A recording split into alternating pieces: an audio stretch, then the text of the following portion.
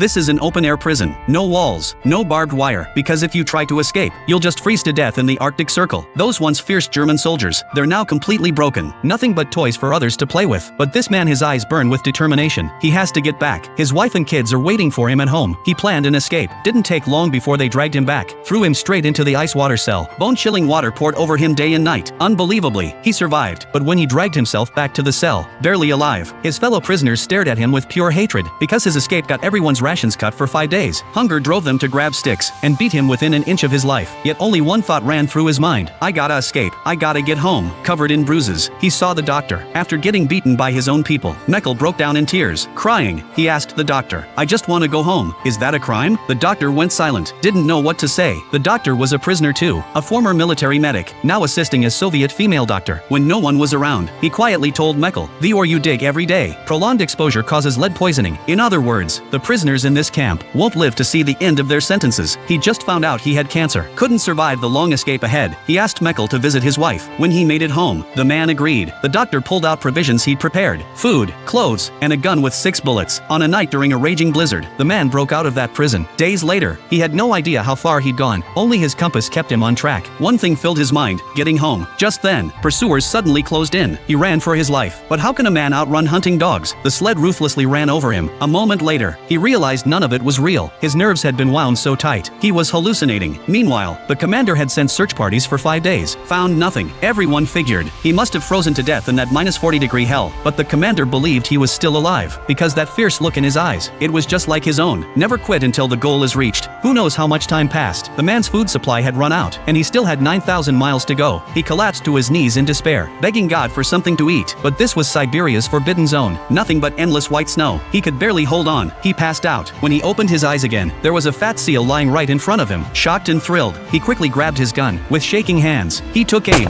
fired twice, missed both times. The seal bolted, and he stepped right into an ice hole. The freezing seawater instantly frostbit his foot, but the last bullet hit the seal. This gave Meckel hope to survive. He screamed at the top of his lungs in excitement.